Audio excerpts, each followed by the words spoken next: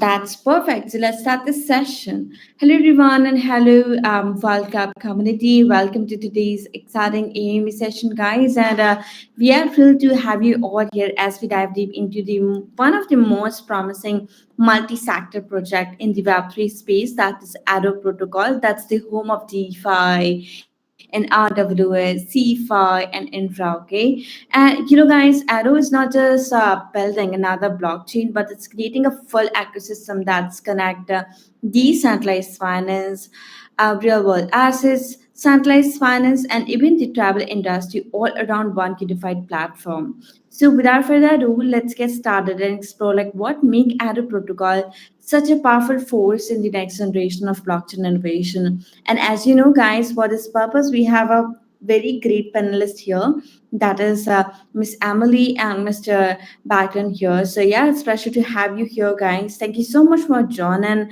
And actually, we can't wait like how all the thing unpacked about the Arrow. But before that, could you guys introduce about yourself, greet our audience, and share a bit about your Web3 experience to our lovely Amalite listeners? Yeah. Hello everyone, nice to meet you. You described it well. We're not building something specific. We're building an ecosystem step by step. I think we started like 3.5 years ago with different plans than today, and we even had the blockchain live at that point. Then we adjusted as we figured out it was consuming more money than it was bringing. So we adjusted and we took another direction. As for experience, we've been in software building, and not just me, the entire team for like 20 years already. It's a team that it's working in the same office for about the same period of time, 20 years. And we've been building software, we've been building companies. We still have a travel company from 15 years already. And I think the first step we did to Web3 and crypto was in 2019 as investors at first. And we started building the basis for our project in 2022.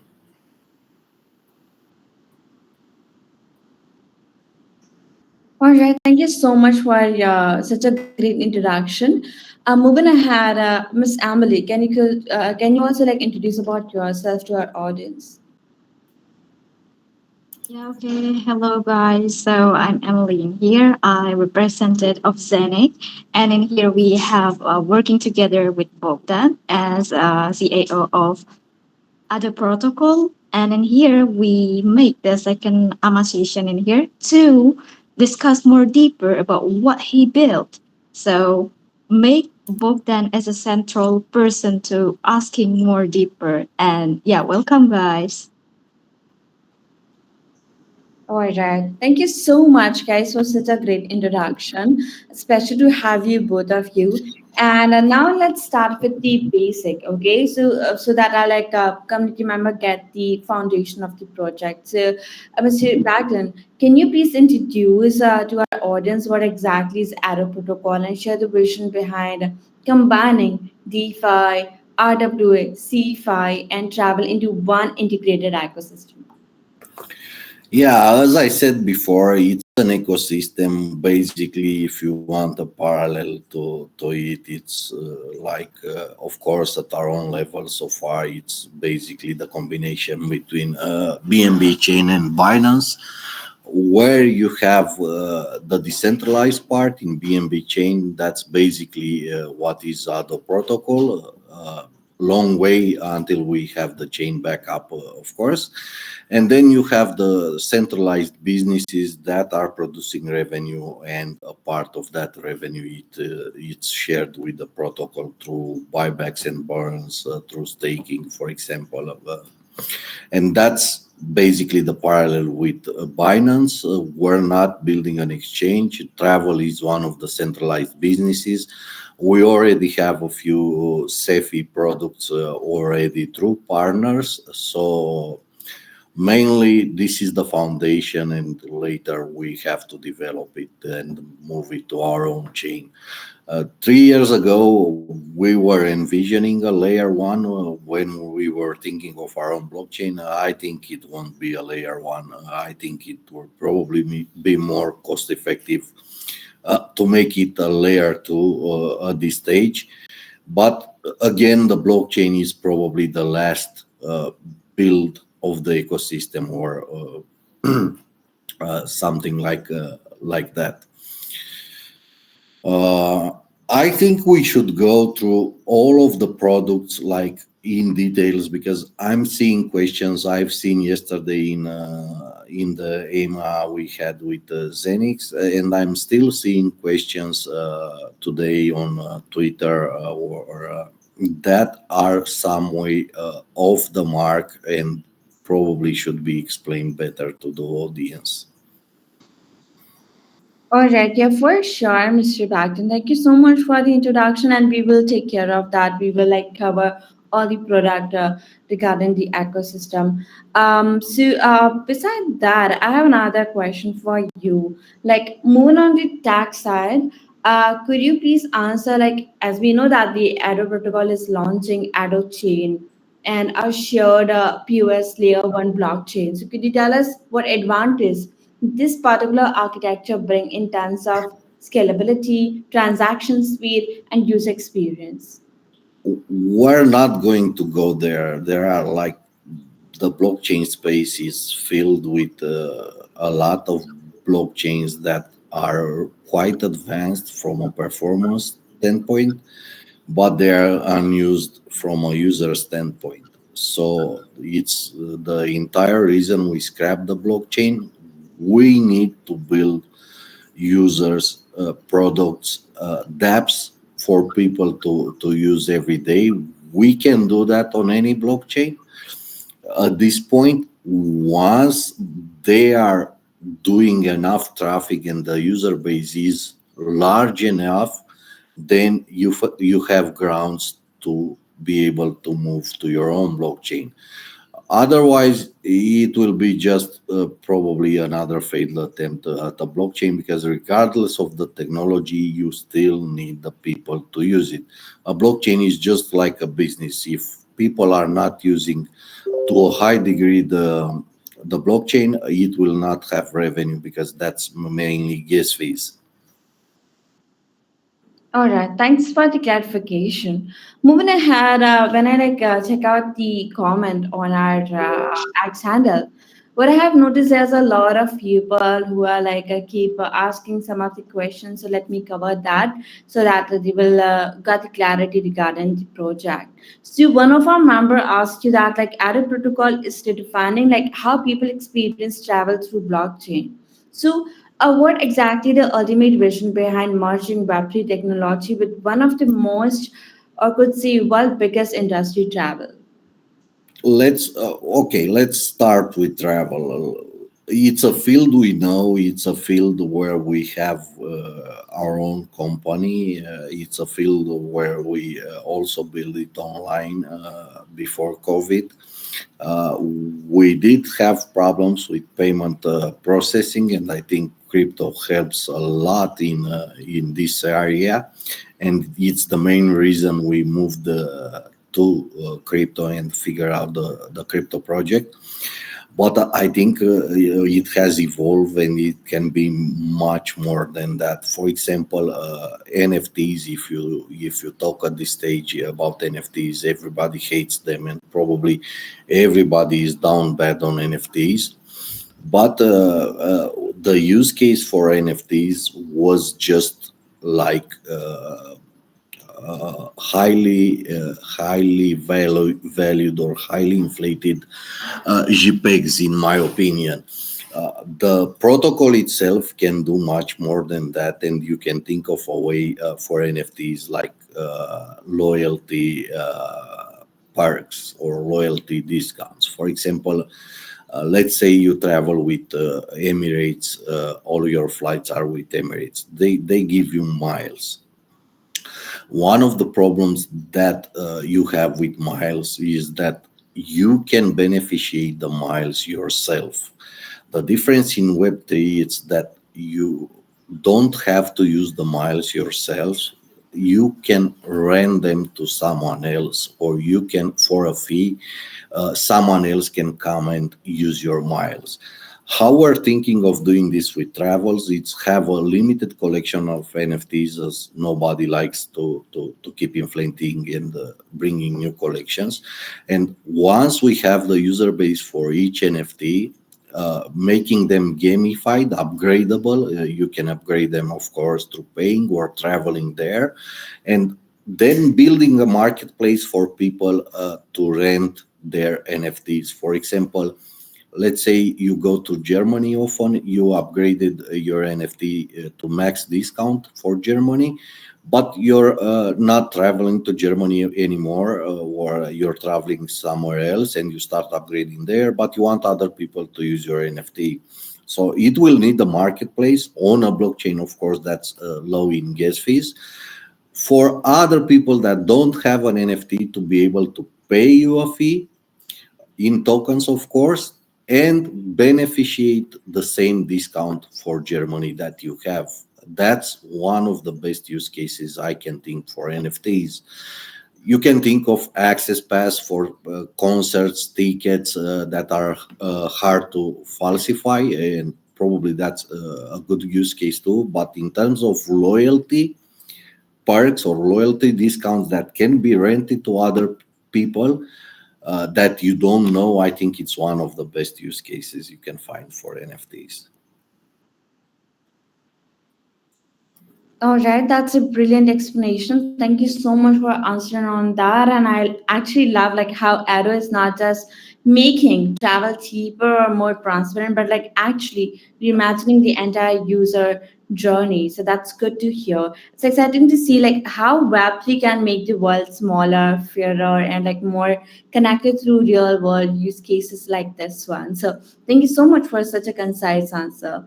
Besides Yeah, that, yeah, go ahead. uh, I would love to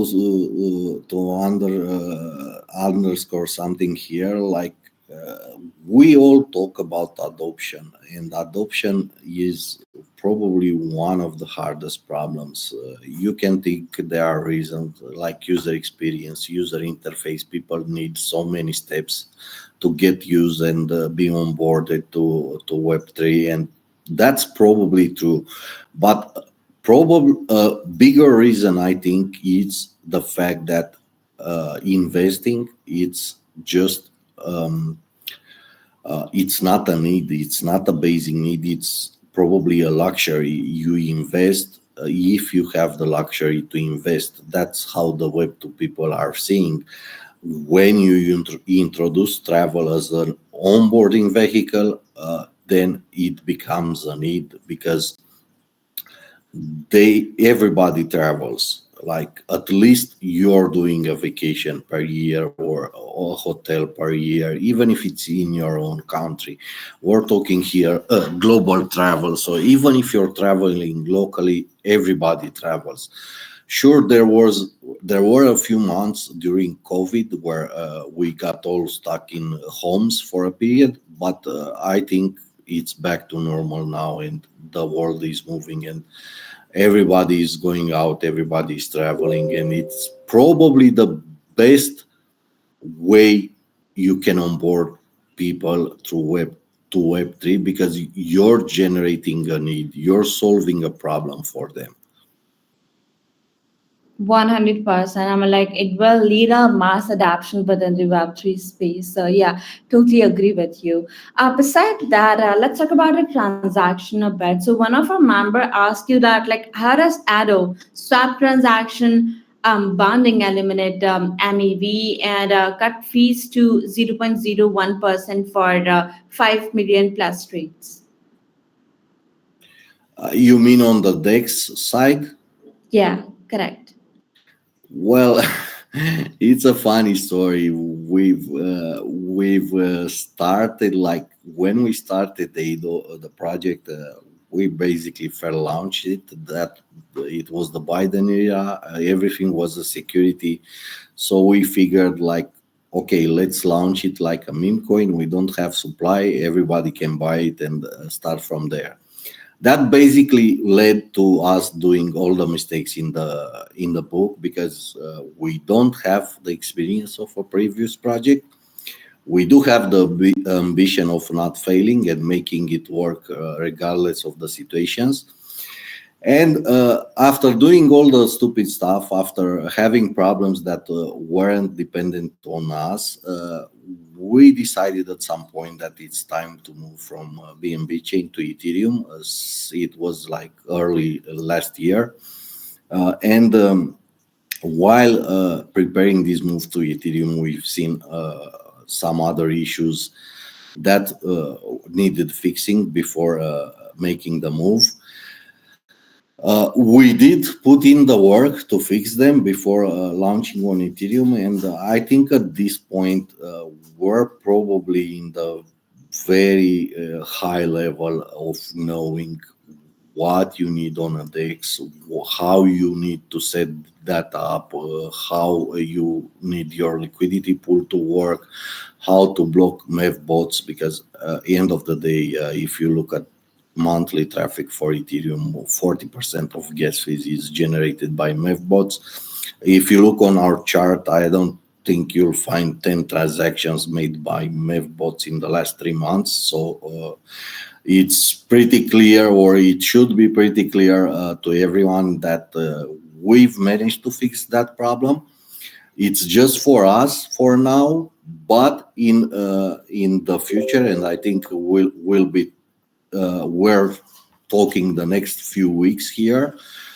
A new product is going to launch, and it will fix the MEV issue for everyone without you having to change anything in the way of how your project is set up. You're using the same pools. You're only using our infrastructure and our interface to trade, and MEV will no longer be a problem. Now, for the 0.01 fee, it was just a flex from our part that we can do that and that we can make Ethereum cheaper than any other chains that have lower gas fees. Everybody can do that except the MEV part and the way we set up liquidity. It was just a Twitter flex. Okay, that's awesome. I love the honesty here, and that's an incredible insight, by the way. I'm like, it's rare to see that the DAX that not only like protect trader from ABB, but also reward high volume transaction with such a minimal fee. So yeah, that's awesome. Okay, beside that, I have another incredible question for you. Let me just read out. So yeah, another member asked you that, like, could you explain the innovation behind Arrow Protocol ETH generation model, and like what differentiate it from traditional staking and farming systems? Well, there's a lot of innovation. First of all, it's something we brought like 3 years ago on BNB chain, and it's the reason we moved from BNB chain to Ethereum. This is probably the first innovation we had, and the first time we turned profitable. It's called elastic liquidity. Basically, what happens on a DEX, you have two pairs. You have ADO, for example, and you have Ethereum. Assuming nobody buys and nobody sells today, for example, the ADO price is dictated by the Ethereum price, because you have, for example, 100 ADO, 100 Ethereum. It's the same ratio. If Ethereum goes up in price, ADO will go up in price due to Ethereum rising compared to USDC, USDT. If Ethereum goes down, ADO will go down in price due to Ethereum going down compared to USDT. What we did here, we figured out that we need to introduce a third pool. So you're having ADO Ethereum as a main pool, but you're also having another main pool in ADO USDT. In our case, it's USDC as is mainly used on Ethereum. Probably higher, much higher than USDT and bigger pools. So you have two pools, ADO USDT, ADO Ethereum, ADO USDC, ADO Ethereum. Now, if the only difference for holders, it's none, because even if they use our swap, or if they use wallets and they swap there, the transaction will always be routed through the main liquidity pool.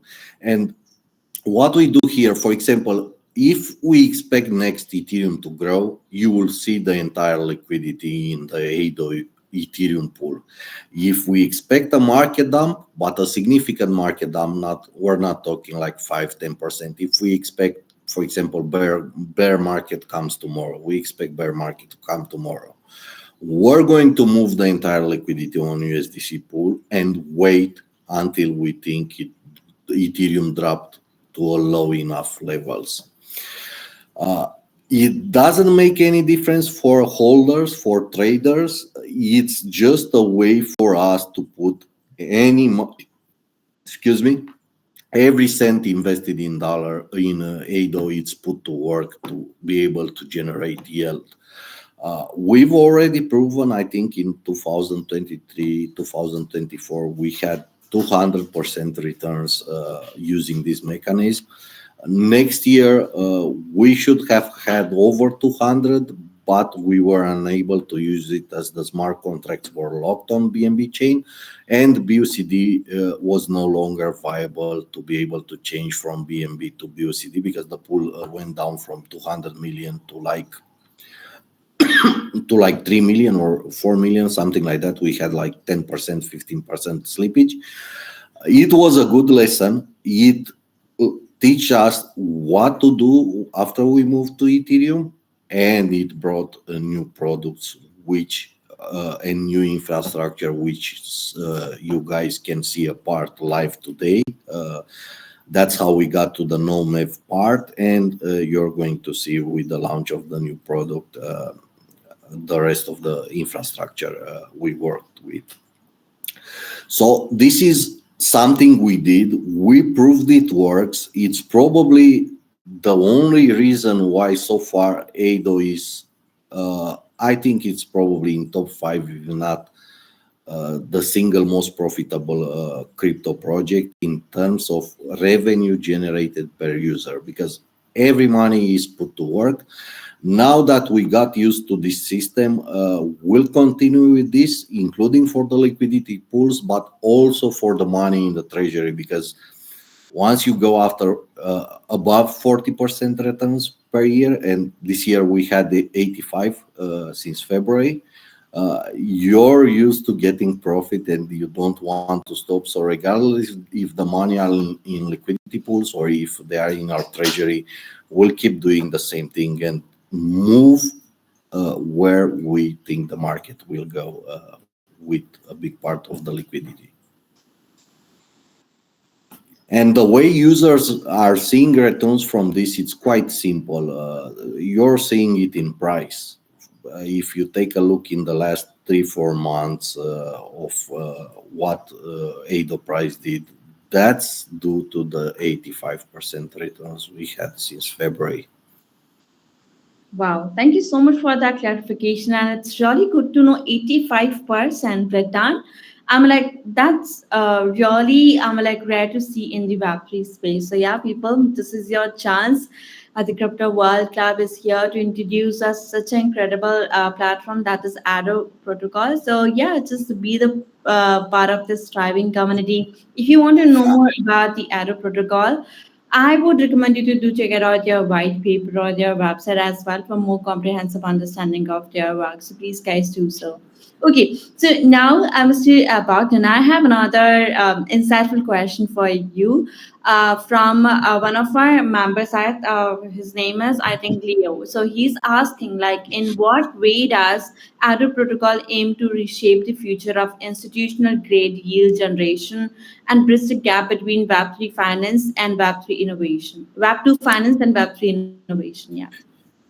I think there is a good way. If you're talking like over 5-10% returns, you already go past Web 2 institutional returns. You're going to Web 3 levels, and I think it's much better returns in Web 3 than you can have in Web 2.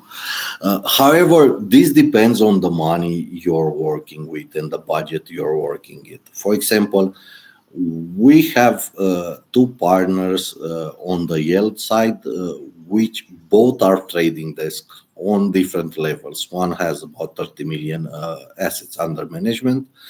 The other one has over 200, maybe 250 million. Uh, we know what they're doing constantly. For if institutional come to us, we don't have the muscles. We're not big enough to handle their funds alone at this level.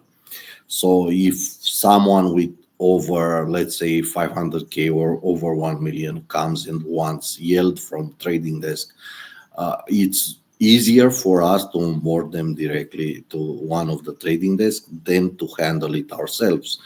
If we're talking lower amounts like 50K, 100K, 150K, then it's a better investment to just buy ADO, because it's clearly that working closely with them, we beneficiate of having about the same informations, and we're going to adjust to the market probably same way they do it.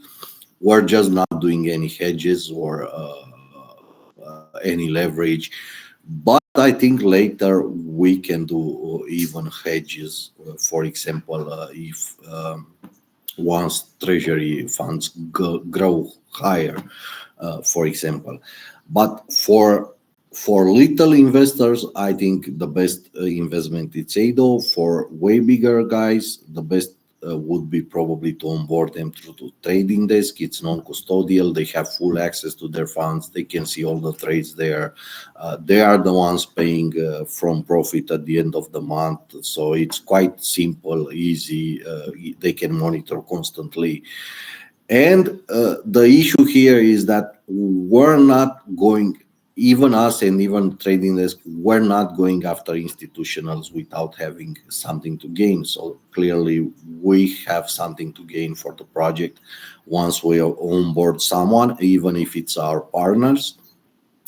And that means extra revenue. Again, a part of the revenue will constantly buy back tokens to support price. It doesn't matter if it's small, like we're today, or if it's way bigger and we have 100,000 holders. It's the same principle. We are going to bring back revenue, support price, and onboard more people, of course. All right, no doubt on that. The project has full on like potential on that, and I'm like that's truly inspiring as well. Because like bridging Web 2 and Web 3 is such a in a such a practical way. Really like highlight like how Arrow's maturity as like a protocol aiming for real world impact. So good to hear that. Besides that, I have another great question from Tampi. So he was asking, like, in what way does Adder protocol facilitate interoperability between Ethereum-based apps and real-world services, such as travel, landing, or to drive Web3 adoption? I think adoption is the main driver there. For the moment, we don't foresee expanding to other Web 2 services. We still have to build the travel side. We still have to build the NFTs part. We still have to build a marketplace for that. Once those are ready, we'll probably think of something else, because we're workaholics. We worked in software for 20 years. We don't know how to quit. Maybe it changes when you get old, but we like working. We're working in the same office. We're getting ideas every day. For example, I had an instance from last year when someone asked me about Pump Fun and what would we do if we wanted to make a competitor for Pump Fun. And I think we spent a few days on that idea, and we managed to build like a pitch deck for this. We decided not to go with it because we were busy with what's coming next, and I think that's way more important than Panfan and what they're doing. I still like the idea, but coincidentally, Panfan changed, I think, a few months ago, and basically they changed to what were my proposals a year back when we had this discussion about how to improve Panfan model. Now, that being said, we probably still have in mind a meme coin platform, a meme coin launchpad, but it's a small team. It's like we don't have the time for that. We'd be glad if someone else build it. If nobody else build it the way we do it, probably when we have time, we'll build it ourselves. It's the same for Web 2. Main driver is travel. Once travel is like working flawlessly, if we have another idea, we'll probably start on it. All right, love the clarity. Thank you so much for answering on that, Mr. Bagdown. Besides that, I have a really a sharp question from Richard. So he was asking that the Arrow protocol described itself as a profit-backed ecosystem. So can you elaborate on like how profits are generated, distributed, and sustained over time to ensure long-term yield stability? Yeah, I think I explained earlier. The first was elastic liquidity. Now the second step, once further development comes, and we'll probably get to that later because we'll go to exchange listings, market makers, and everything else. Then we'll have to do the same thing for treasury management. So liquidity management on one hand, treasury management on the other hand. Now, for how do these profits are shared with people? So far, we have shared like 100%. We just reinvested everything in a token in support and getting here. We're in a decent position. Probably we're going to scale back from now on to like 25% of the profits to go back in price. The other 25 we're thinking of staking program because it's one thing to stake and get rewards where you do inflation. That will always come back and bite you in terms of price. It might not be today, but a year from now, it will definitely do. But if staking rewards are sustained from profits, then it's not a problem going forward. And the way we can do that is by buying at the market and then allocating those tokens to the staking program. All right, that's a brilliant explanation, and it's really refreshing to see a project that's not just like driven by token emission or hype, but actual revenue and yield back economics. So yeah, kudos to team and you guys for bringing such a incredible platform in Web3 space. And Thank you. yeah, Like I said, the model is BNB chain and Binance. More people probably some people like them, some people don't like them. I personally, it's one of the healthiest ecosystems around, and I think it's a good model to copy. They are doing a lot of profits, and they are BNB even in the bear market was really strong. The only reason we moved from BNB was the liquidity issue with BUCD, and there the BDs we had access to, we didn't like the response there. Sure, if you look now, we would have probably done even better if we stayed on BNB chain and just moved to a new smart contract. Totally agree on that. Yeah. And other than this, next up, we have got a thoughtful question from Emmanuel. So he was asking, like, in what way could Arrow's hybrid CDFI solution, like institutional loans from traditional businesses, accelerate blockchain adoption in industry like travel, for example, Arrow Travel, of course, and what regulatory hurdle might they face by 2026? For loans, again, it's the same as the trading side. We have two institutional partners. One is probably the biggest centralized loaner in the space, and it does like billions of loans per year. The other one is smaller, more selective. We work with them, and we, of course, earn commission just as we do on the trades. Expand the networking. It's important in Web3 who you know, who you can reach easily in terms of exchanges, market makers, all this stuff, even other companies. And we already have this part sorted out. Of course, when you see the ecosystem grow bigger, I don't want to give numbers, but when you see it grow bigger, we'll have other opportunities to do it ourselves. For example, even now we have a few teams that we've been working closely that are asking us to take the market making side on decks for them because they are impressed with what we're doing for us in the past months. We're not ready for that, as in it's way too many things to do with ADO right now. Exchange listings, market maker discussions, marketing, and so on. So we clearly cannot work with projects right now, but I think in the next few months we're going to start doing that.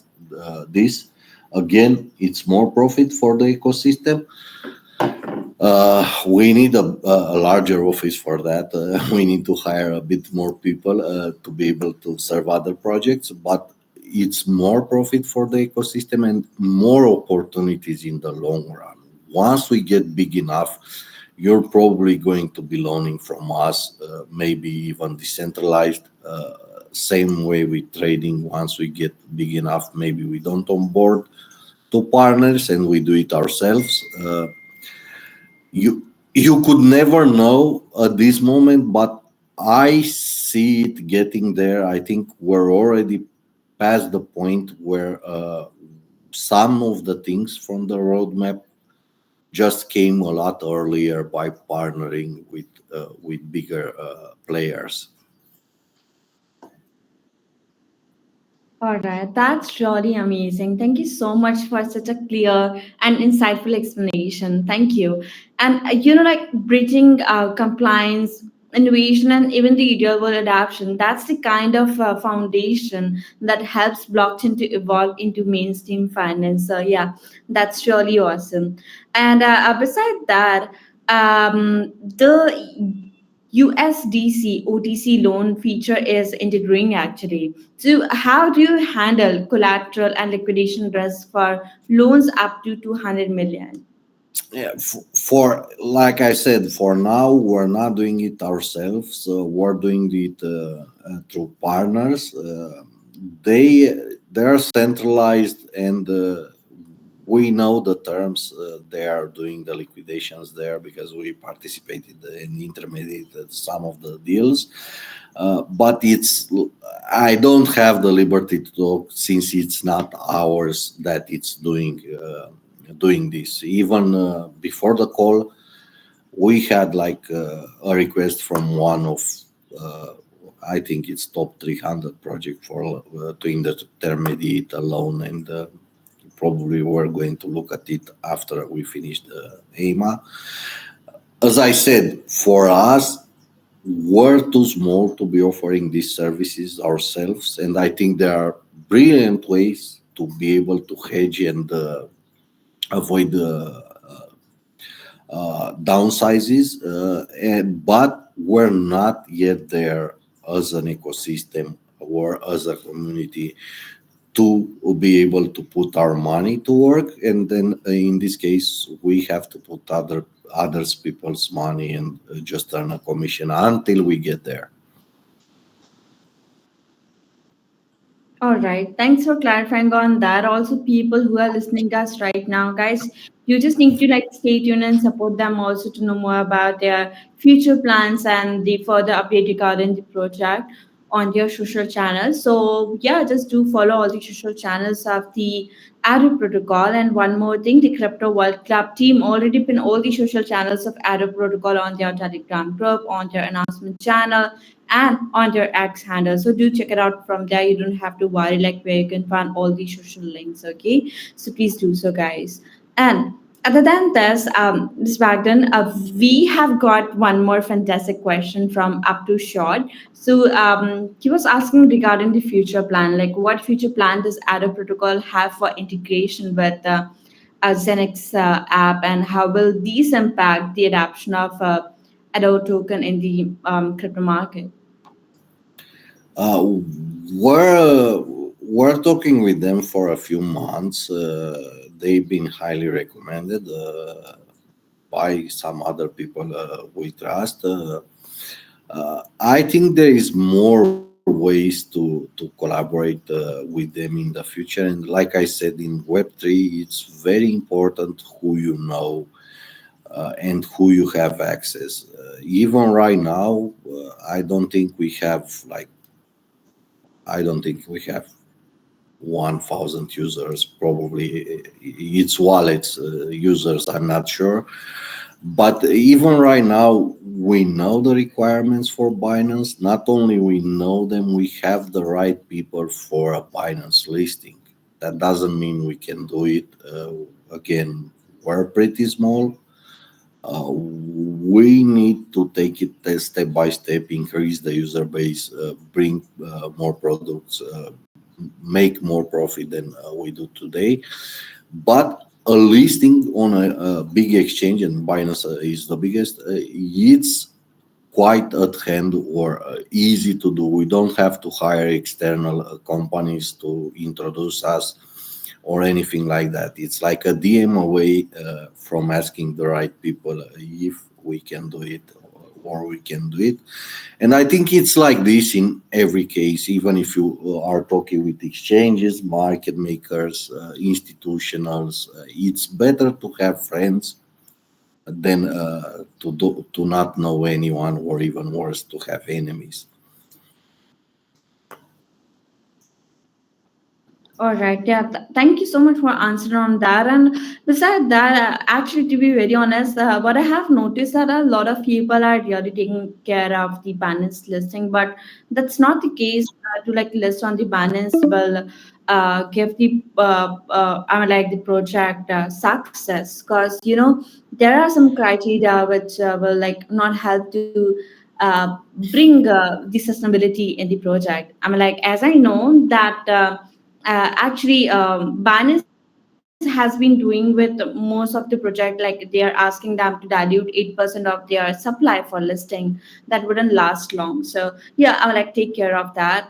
I agree with you there. A Binance listing, it's probably exit liquidity if the project is not sustainable and doesn't have ways for revenue. That's why we're not hurrying anywhere. We're probably refusing exchange listings for the past 1.5 years. Now, of course, we were refusing it as we weren't ready. Now we're ready. It's going to come probably in the next week or next 2 weeks. We start with the first listing. We have tier one partners in everything from marketing to exchanges. There are three top 10 exchanges coming next. Probably we'll add two more or maybe even more. It depends more on the situation, where the price is, where the market cap is, how much we can afford to sustain for a listing. Same for market makers. We have tier one everywhere, and I think we're ready to go. Last year we weren't. Now we're ready to go. I don't want to name any exchange. I can do that. The contracts are on the table. Once they announce, we can announce also. But again, exchange listing is distribution and marketing. You need a solid business to generate revenue to be able to survive. Yeah, I'm like, I can't agree more because we need our strong community to sustain, right? And a strong fundamental or real revenue, or could say long term vision. That's the basic pillar for the project success. So yeah, good to hear that. And now I have last question for you before wrapping up this incredible Q&A session, Mr. Bogdan. So the last question is basically for you is related to Bitgo, because Bitgo custody and institutional credibility. So how does this integration strengthen user trust and assess safety in your ecosystem? Again, we know the people from BitGo. We have a group. The institutional that does loans, it's the smaller one that uses BitGo.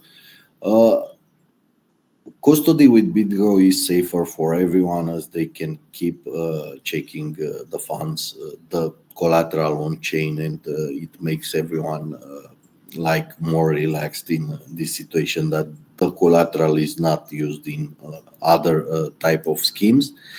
Uh, but I think in the future, once we're able to loan ourselves, if when the ecosystem is big enough, I think it's one of the solutions I like instead of having opaque ways of storing the collateral. All right, yeah, got it. Thanks for that answer, sir. And I think we covered most of the detail of the project so far, so it's time for wrapping up. First of all, thank you so much to you for I sharing. would add here, like for example, since the question was for BitGo, the institutional that works with BitGo is offering on blue chips like no interest loans. For example, for 1 million, you can get like uh, you have just a 2% fee because they can stake through BitGo the collateral and their contempt with the staking rewards. So you just have a 2% fee. I think that's way below for blue chips, whatever centralized exchanges are offering for this commission.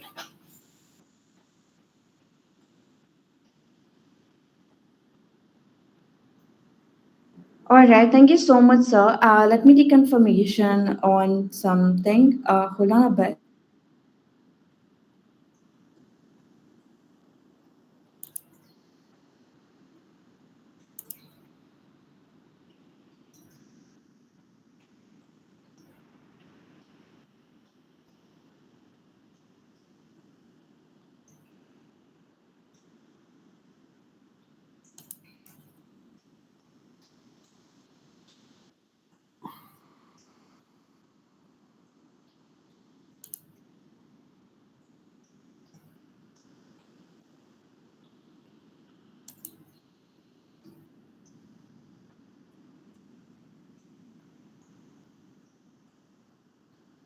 Okay, so yes, sir, I think we covered all the detailed information about the project so far. So it's time to wrapping up. First of all, thank you so much to you for your valuable time and for providing such a great detail about the Arrow protocol. Really impressive. And also, people who are tuning us right now, thank you so much for your participation, guys. Thank you so much for such a great question, by the way. And yeah, don't forget to follow Arrow protocol on X and join the official Telegram to stay updated on the latest launches and collaboration. Besides that, guys, if you missed any part of this particular session, don't worry. This session is going to be recorded, so you can replay it if you missed any part. You can like check it out again and share the word along with your friends regarding the Arrow protocol and join as soon as possible. There's a lot of opportunity to like get benefit from Arrow protocol. Be the early supporter as well. And yeah, so as we're wrapping up, do you want to say something to our community as a closing statement? We haven't talked about the most important product. I don't mind that since no question was selected for that. We want it to be a surprise because, like I said, MEV wasn't fixed for like 7, 8 years on Ethereum. It's going to be fixed. Not only it's going to be fixed, you can trade anything on Ethereum with 80% discount compared to the fees you're paying today. That's all I want to say about it. You should probably expect it in the next couple of weeks. The infrastructure is there, the work is there, the programming. We're bug fixing the latest, the final bugs or inconvenience, and then it's probably going to be launched. That's main reason we have big partners and we're ready to go. We expect a lot of revenue from this compared to what we have today. But I would still not give complete details. That's why I'm happy I wasn't asked about this because I want people to be surprised once they see it live. Other than that, it was a pleasure and looking forward to work with you guys again. And thanks everyone for being here and attending this session. All right. Thank you so much, sir, for looking. And we also are looking forward for many more sessions with another great update, another great successful story regarding the Arrow protocol. All the very best from our side. And yeah, see you next time. Have a great day. Bye bye. Have a great day. Bye bye. Thank you.